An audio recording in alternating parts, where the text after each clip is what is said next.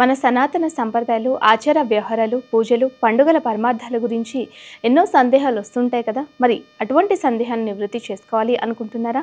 అయితే స్క్రీన్ మీద కనిపిస్తున్న నెంబర్స్కి కాల్ చేసి లైవ్ ద్వారా మాతో మాట్లాడొచ్చు.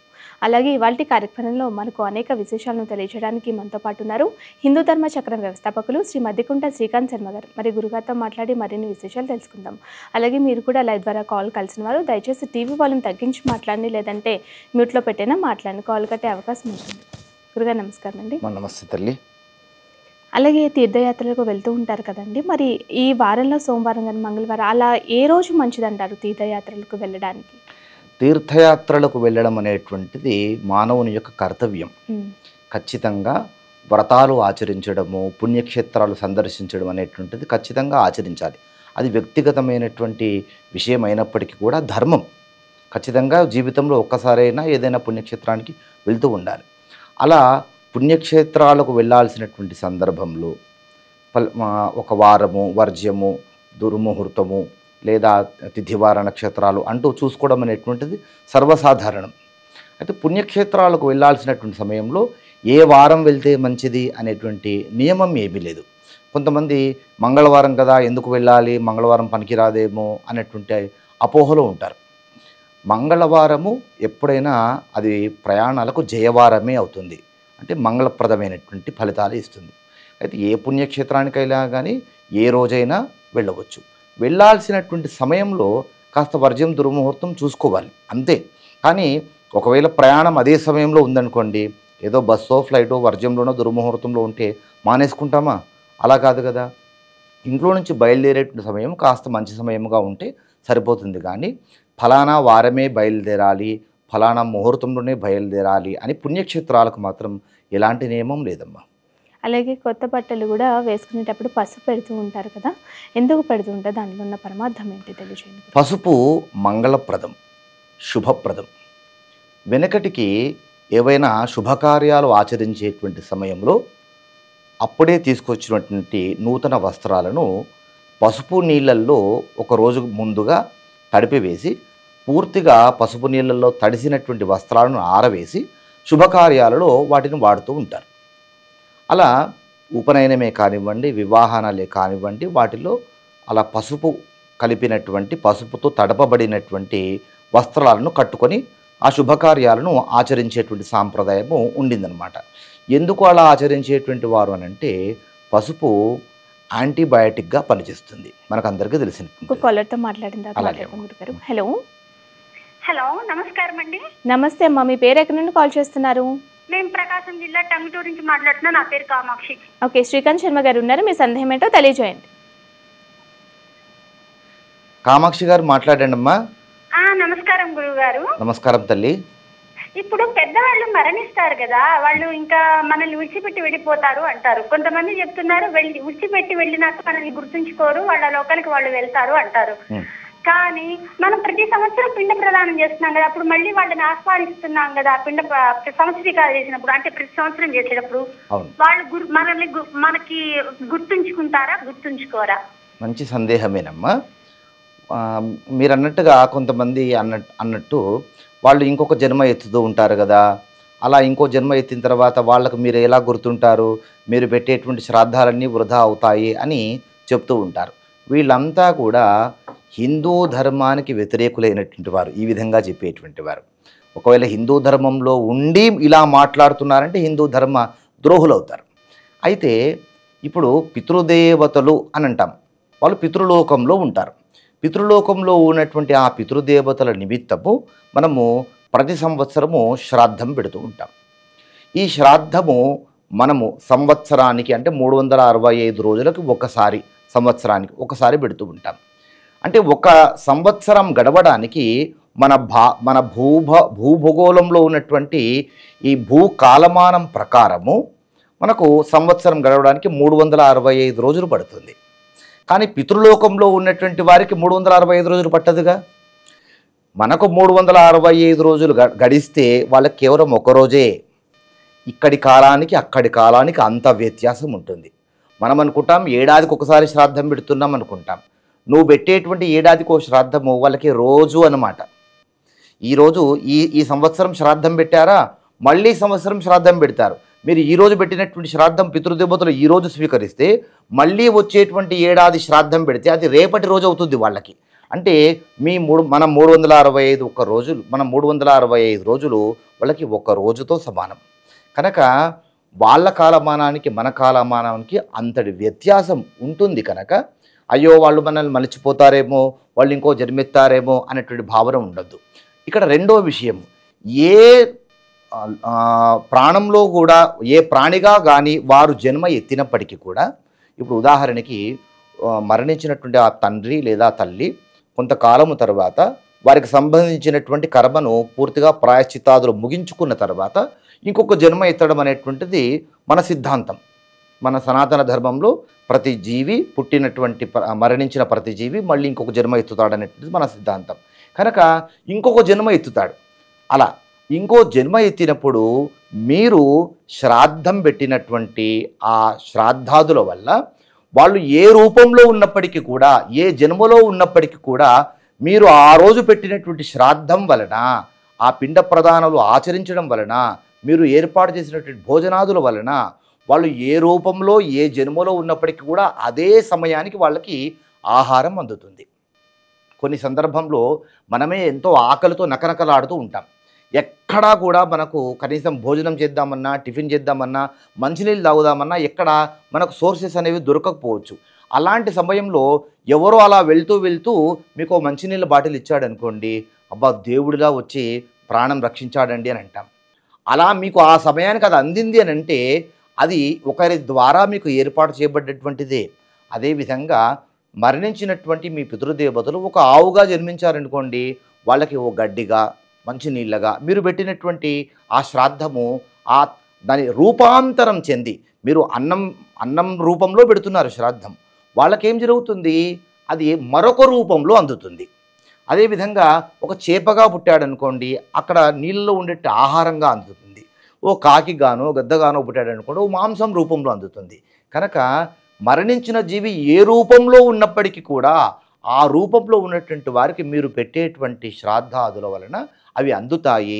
అవి తృప్తి చెందినప్పుడు ఖచ్చితంగా పితృదేవతల యొక్క ఆశీస్సులు మీకు ఖచ్చితంగా అందుతాయి.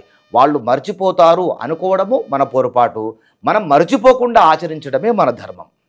ఓకే అండి, ఇందాక అలాగే మరొక కాలర్తో మాట్లాడదాం. హలో హలో హలో, నమస్తే అమ్మ, మీ పేరు ఎక్కడి నుండి కాల్ చేస్తున్నారు? నమస్కారం అండి, పోలవరం నుంచి ఫోన్ చేస్తున్నానండి. గురువుగారు నమస్కారం అండి. తప్పకుండా మాట్లాడండి గురుగారు, నన్ను మీ సందేహం ఏంటో తెలియజేయండి. పోలవరం నుంచి చేస్తున్నానమ్మా. చెప్పండి తల్లి. చేస్తున్నానమ్మా. గురువు గారికి నమస్కారాలండి. నమస్తే అమ్మా. గురువు గారు వింటున్నారు, మాట్లాడండి, మీ సందేహం ఏంటో అడగండి. గురువు గారు నమస్కారం అండి. నమస్తే. నేను భర్తను కోల్పోయానండి, 4 సంవత్సరాలు అయింది. మేము పొలం కొనుక్కుని 30 ఏళ్ళు అవుద్దయ్యా. అయితే మా పక్క ఆయన మొన్నే కొనుక్కున్నాడండి. ఈయన భర్తను కోల్పోయానని మా భూమిలో కొంచెం భూమి కలిపేసుకున్నాడయ్యా. అది ఎలా వస్తుందో కొంచెం పరిష్కారం చెప్పండి అయ్యా గురువు గారు. అమ్మ, మీ పరిస్థితి నిజంగా బాధాకరమేనమ్మా. అయితే మీరు ఏ ఆసరా లేనటువంటి వ్యక్తి అని తలిచి పక్క పొలం అతను మీ మీద దౌర్జన్యం చేసేటువంటి ప్రయత్నం చేస్తున్నాడు. మీరు పోగొట్టుకునేటువంటిది మళ్ళీ మీరు సాధించుకోవాలి అని అనుకుంటే కనుక ఒక్కసారి మీ దగ్గరలో ఉన్నటువంటి కులదేవత దగ్గర వెళ్ళి ఆ రోజున అక్కడ కాస్త పూజ మొదలైనటువంటివి ఆచరించి ఆ కులదేవత దగ్గర ఒక రాత్రి నిద్ర చేయండి అమ్మా. ఇలా చేయడం వలన స్వప్నంలోనే మీకు పరిష్కారం అనేటువంటిది జరుగుతుంది. ఎవరైతే మిమ్మల్ని ఇప్పటి వరకు ఇబ్బంది పెడుతున్నారో వాళ్ళ నుంచి ఇబ్బందులు అనేటువంటివి ఖచ్చితంగా తొలగిపోతాయి. కులదేవత దగ్గరికి ఒక్కసారి వెళ్ళిరండి. అలాగే ఇందాక మనం మాట్లాడుకుంటున్నాం కదా గురుగారు, పసుపు పెట్టిన బట్టలు ధరించడం గురించి, వాటి గురించి తెలియజేయండి. అయితే పసుపు అనేటువంటిది మరొక కాలర్తో అలాగే. హలో హలో హలో అమ్మా. నమస్తే అమ్మా, మీ పేరు ఎక్కడి నుండి కాల్ చేస్తున్నారు? ప్రకాశం జిల్లా అమ్మా. నా పేరు రత్నం. సరే, శ్రీకాంత్ శర్మ గారు ఉన్నారు, మీ సందేహం ఏంటో తెలియజేయండి. మేము తల్లి ఏదో ఎవరికో ఎటో పోతుందమ్మా, మేము మాట్లాడుతుంటే అర్థం కావట్లేదు. వినిపిస్తుంది, చెప్పండి అమ్మా. కృష్ణమూర్తికి, లక్ష్మీదేవికి, శివుడికి అభిషేకం చేసుకుంటానమ్మా. ఉమ్, అవి పసుపు కాకపోతే లక్ష్మీదేవిని పూజించుకుంటాను. ఉమ్, రోజు అభిషేకం చేసి చేసుకుంటాను. నా భర్త చనిపోయాడు, ఇప్పుడు చేసుకోవచ్చా? పసుపు కాకపోతే లక్ష్మీదేవికి దుర్గమ్మకి చేసుకుంటాను. అమ్మా అమ్మా పసుపు కుంకుమాలకు మీరు మాత్రమే దూరమయ్యారు. మీరు నిత్య పూజ చేసుకునేటువంటి సందర్భంలో ఇలా పసుపు కుంకుమలతో మీరు అమ్మవారిని పూజించడము ఎంత మాత్రం దోషం కాదు. కనుక నిరభ్యంతరంగా ఆచరించుకోండి. కొంతమంది భయపెడుతూ ఉంటారనమాట. ఆహా, మీరు వితంతువు కదా, పూర్వపుణ్య స్త్రీకి అసలు పసుపు కుంకుమలతో అమ్మవారిని పూజించే అధికారం లేదు అని భయపెడుతూ ఉంటారు. ఇవన్నీ కేవలం అపోహాలు, చాదస్తాలు మాత్రమే. కనుక చక్కగా మీరు అమ్మవారిని పూజించుకోండి, పారాయణాలు చేసుకోండి. ప్రత్యేకించి వరలక్ష్మి వ్రతాలు, మంగళగౌరి వ్రతాలు లాంటివి మనము ఆచరించకుండా ఉంటే సరిపోతుంది. నిత్య పూజకు మాత్రం మీరు ఎంత మాత్రం కూడా మీరు దూరం అవ్వాల్సిన అవసరం లేదు, బాధపడాల్సిన అవసరం లేదమ్మా. ఓకే, మరొక కాలర్తో మాట్లాడతాం గురుగారు. హలో హలో, నమస్తే అమ్మా, మీ పేరు ఎక్కడి నుండి కాల్ చేస్తున్నారు? నమస్కారం అమ్మా. గురువు గారికి నమస్కారం అండి. గురువు గారు, నేను పాలవరం నుంచి చేస్తున్నానమ్మా. ప్రశ్న ఇందాక జవాబు అర్థం అవ్వలేదమ్మా. పొలంలోనే పడుకోవాలండి ఒక నైటు, లేదా ఇంటి దగ్గరే పడుకోవాలండి? కాదమ్మా, కులదేవత గుడి మీకు తెలుసుగా? ఏ టైపు ఇస్తారు? మీకు ఇలవేల్పు కులదైవం అని ఉంటారమ్మా. కులదేవత గుడి అంటే కేదారేశ్వర స్వామి బాబు అండి మా కులదేవత. ఆ కులదేవత ఆలయానికి వెళ్ళండి. అక్కడ ఆలయంలోనే పడుకోవాలని కాదు, ఆ ప్రాంతంలో ఎక్కడైనా కానీ ఆలయానికి దగ్గరలో కాటేజీలు, రూమ్లు అద్దెకిస్తూ ఉంటారు కదా, అద్దెకు తీసుకొని మీ భద్రత అనేది జాగ్రత్తగా చూసుకొని అలా గది అద్దెకు తీసుకొని ఆలయానికి సమీపంలో ఆ గదిలో రాత్రి నిద్ర గావించి ఆ మరుసటి రోజున స్నానం చేసుకొని ఆలయంలో దర్శనం చేసుకొని రండమ్మా. మీరు నిద్ర చేసినటువంటి సమయంలోనే మీకు స్వప్నంలో మీకు ఏదో ఒక పరిష్కారం అనేటువంటిది భగవంతుని ద్వారా తెలిసిపోతుంది. ఓకే, మరొక కాలర్తో మాట్లాడదామండి. హలో హలో మేడం, నమస్తే అమ్మా, మీ పేరు ఎక్కడి నుండి కాల్ చేస్తున్నారు? నా పేరు పద్మావతి, కర్నూలు అండి. ఓకే, శ్రీకాంత్ శర్మ గారు ఉన్నారు, మీ సందేహం ఏంటో తెలియజేయండి. గురుగారికి నమస్కారాలండి. నమస్తే అమ్మా. గురుగారు, పిల్లలు చెడు రాష్ట్రాలలో ఎంత చెప్పినా ఒక ఉన్నత కులంలో, బ్రాహ్మణ కులంలో పుట్టి ఏమంటారు, చెడు రాష్ట్రాలు 30 ఏళ్ళు వయసు వచ్చినా ఇంకా పెళ్లి లేదు, గాలిపటం లాగా తిరుగుతున్నారు. ఏ విధంగా రేపుకి రావాలి? సందేహము సరిగా అర్థం కాలేదమ్మా, కొద్దిగా నిదానంగా స్పష్టంగా అడగరా? పిల్లలు చెడు రాష్ట్రాలలో ఉన్నారు, 30 ఏళ్ళు వచ్చిన వివాహం లేదు, ఏమీ లేదు. ఉన్నత బ్రాహ్మణ కుటుంబాలలో పుట్టి కూడా అంతా చెడు రాష్ట్రాలలో చెడు అలవాట్లు. ఇది మా కర్మ, నా పూర్వజన్మ సంస్కారమా వాళ్ళది? పిల్లలు 30 ఏళ్ళు కావస్తున్నా కానీ వివాహాలు కాలేవు, దుర్వ్యసనాల బారిన పడుతున్నారు, ఇంకా సెటిల్ అవ్వలేదు అని వారి బాధ. అంతేనమ్మా, మీరు అన్నట్టుగా మన పూర్వజన్మ కృతం పాపం అనేటువంటివి కొన్ని మనల్ని ఇలా పీడిస్తూ ఉంటాయి. పిల్లలు, మనకు పుట్టినటువంటి పిల్లలు గత జన్మలో మనము వాళ్ళకు రుణపడి ఉంటే కనుక వాళ్ళు ఈ జన్మలో మన కడుపులో పుట్టి ఆ రుణమును నుంచి విముక్తులు కావడం కోసము ప్రయత్నం చేస్తూ ఉంటారట. ఎవరికైనా మనము బాకీ ఉంటే కనుక వాళ్ళు మళ్ళీ మన కడుపులో పుట్టి ఆ బాకీ వసూలు చేసుకునేంత వరకు కూడా బాధిస్తూ ఉంటారట. సరే, ఇంకా ఈ జన్మ ఎత్తిన తర్వాత వాళ్ళు ఎంతైనా కానీ వాళ్ళు కొడుకులే కనుక 30 ఏళ్ళు ఎప్పటికీ కూడా ఇంకా పెళ్ళిళ్ళు కావడం లేదు, వ్యసనాల బారి పడుతున్నారు అని అంటే ఇక్కడ మీరు ఒకటి గమనించాలి. తల్లిదండ్రుల యొక్క ప్రాముఖ్యత పిల్లలను సరైనటువంటి నడవడికలో నడపడం అనేటువంటిది చాలా ఉంటుందమ్మా. చిన్నప్పటి నుంచే వాళ్ళను చాలా జాగ్రత్తగా ఆచితూచి అడుగులు వేయించేట్టుగా మొదటి నుంచే మనము వాళ్ళ మీద సరైనటువంటి అవగాహనతో వాళ్ళని పెంచుకోవాలి. మొక్కయి వంగ అనేది మానవి వంగున అని ఊరికే అనలేదు. చిన్నప్పటి నుంచే ఆ చెడు అలవాట్ల పట్ల ఆకర్షితులు కాకుండా మనం చాలా కఠినంగా వాళ్ళను క్రమశిక్షణతో పెంచి ఉంటే కనుక ఇలాంటి పరిస్థితి వచ్చి ఉండేది కాదు. అయినప్పటికీ కూడా ఇలాంటి పరిస్థితి వస్తే కనుక దీనికి మార్గాలు కానీ పరిహారాలు కానీ ఇలాంటివి చెప్పడానికి కూడా ఏమి లేవమ్మా. అయితే జాతకంలో ఏవైనా పితృదోషాలు లాంటివి ఉంటే ఇలా అవుతూ ఉంటారు, పెళ్ళిళ్ళు కాకుండా వ్యసనాల బారిన పడి ఉంటారు అని కూడా చాలా వరకు జ్యోతిష్కులు చెప్తూ ఉంటారు. పితృదోషాలు ఉన్నటువంటి వారికి ఇలా జరుగుతుంది అని. కనుక మీరు ఒకవేళ మీరు ముత్తైదువ అయితే కనుక మీ మామగారు అత్తగారు లాంటి వాళ్ళ శ్రాద్ధాలు మానేసి ఉంటే వారి యొక్క శ్రాద్ధాలను చక్కగా ఆచరించండి. ఒకవేళ మీ భర్త మొదలైనటువంటి వారు లేకుండా ఉంటే కనుక మీ భర్త కానీ మీ తోటి కోడళ్ళు కానీ మీ బావలు కానీ వీళ్ళెవరైనా కనుక మరణించి ఉంటే కనుక వాళ్ళ యొక్క ఆబ్దికాల యందు కూడా స్వయంపాకం లాంటివి ఆచరించడము, అంటే మరణించినటువంటి పితృదేవతలను మర్చిపోకుండా వారి యొక్క ఆబ్దికాలను మీరు నిర్వహించినట్లయితే కనుక కొంతవరకు పితృదోషాల నుంచి మీరు బయటపడే అవకాశము ఉంటుందమ్మా. ఈ ప్రయత్నం చేసి చూడండి. ఓకే, మరొక కాలర్తో మాట్లాడదాం అండి. హలో. హలో, నమస్తే అమ్మా, మీ పేరు ఎక్కడి నుండి కాల్ చేస్తున్నారు? ఓంకారిణి అండి. ఓకే, శ్రీకాంత్ శర్మ గారు ఉన్నారు, మీ సందేహం ఏంటో తెలియజేయండి. గురువు గారు చెప్పండి అమ్మా.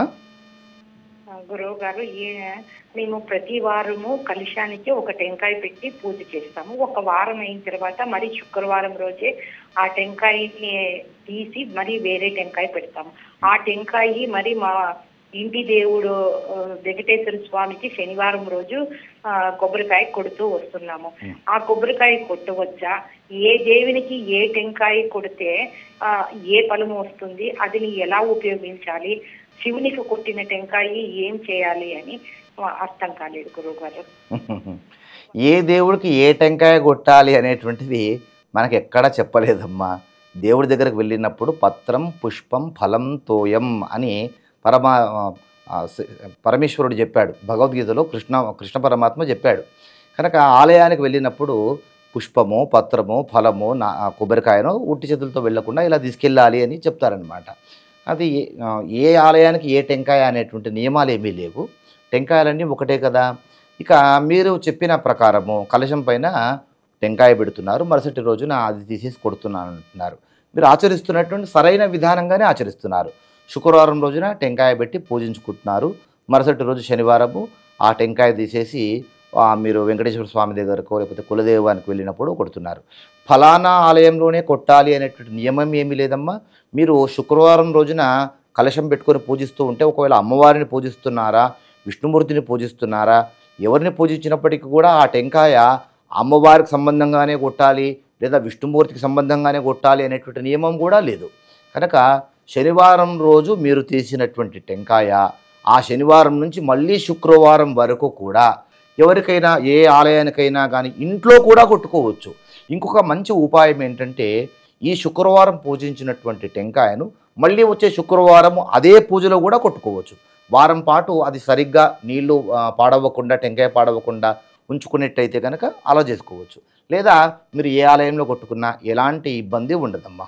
ఓకే, మరొక కాలర్తో మాట్లాడదామండి. హలో. హలో, నమస్తే అండి, మీ పేరు ఎక్కడి నుండి కాల్ చేస్తున్నారు? విజయవాడ నుంచి మాట్లాడుతానండి. నా పేరు సుబ్బారావు. ఓకే, గురుగారు ఉన్నారు, మీ సందేహం ఏంటో తెలియజేయండి. హలో, సుబ్బారావు గారు చెప్పండి. నమస్కారం అండి, విజయవాడ నుంచి అండి. నమస్కారం సుబ్బారావు గారు. పితృదేవతలు అనేవాళ్ళు పోర్ట్ఫోలియోనండి, ఓన్లీ తల్లిదండ్రులేనా? పితృదేవతలు అనేవాళ్ళు ఒక పోర్ట్ఫోలియో, ఇప్పుడు అగ్నిదేవుడు ఎలాగో వాయుదేవుడు ఎలాగో అది కదండి. తల్లిదండ్రులు లేక తల్లిదండ్రులు మాత్రమేనా అని అంటున్నారా? పితృదేవతలు అంటే మాతృపితామహి ప్రపితామహి, పితృ పితామహ ప్రపితామహ, మాతామహ మాతుఃపితామహ మాతుఃప్రపితామహ, ఇట్లా వర్గత్రయముల గురించి చెప్తారనమాట. పితృపితామహ ప్రపితామహ తండ్రి తాత ముత్తాత, మాతృపితామహి ప్రపితామహి అమ్మ నానమ్మ, నానమ్మ వాళ్ళ అత్తగారు అంటే బామ్మగారు, మాతామహి మాతుఃపితామహి మాతుఃప్రపితామహి అంటే అమ్మ వాళ్ళ నాన్నగారు, వాళ్ళ నాన్నగారు, వాళ్ళ నాన్నగారు, మళ్ళీ వాళ్ళ భార్యలు, ఇలా పితృవర్గములు అనేటువంటి వాళ్ళు వీళ్ళందరూ వస్తారనమాట. కేవలము తల్లి తండ్రి మాత్రమే పితృదేవతలు అవ్వరు. అయితే వాళ్ళు జీవించి ఉండగా పితృదేవతలను స్మరించుకునేటువంటి అధికారము ఆ పుత్రులకు ఉండదు, కేవలం ఆ తల్లిదండ్రులే నిర్వహించుకుంటారు. వ్యక్తి యొక్క తల్లిదండ్రులు మరణించిన తర్వాత ఇప్పుడు చెప్పినటువంటి వర్గం వాళ్ళంతా కూడా ఈ వ్యక్తికి పితృదేవతలుగా భావింపబడతారు. ఓకే, మరొక కాలర్తో మాట్లాడదామండి. హలో. హలో, నమస్తే అండి, మీ పేరు ఎక్కడి నుండి కాల్ చేస్తున్నారు? బళ్ళారి నుంచి మాట్లాడుతున్నామా. నా పేరు లక్ష్మీదేవి. ఓకే, గురుగారు ఉన్నారు, మీ సందేహం ఏంటో తెలియజేయండి. నమస్కారం గురుగారు. నమస్కారం తల్లి. భర్త చనిపోయిన వాళ్ళని గంగా భాగీరథి అంటారు కదా స్వామి, దాని సమాధానం చెప్పండి. గంగా భాగీరథి సమానురాలు అని అంటారమ్మా. గంగా భాగీరథి అని అన్నారు. మరణించినటువంటి ఆ స్త్రీని సంబోధిస్తూ గంగా భాగీరథి సమానురాలైన ఫలానా వ్యక్తి అని సంబోధిస్తూ ఉంటారు. ఎందుకు అలా సంబోధిస్తారు అని వారి సందేహం. గంగా భాగీరథి ఎవరు? గంగా నదులు.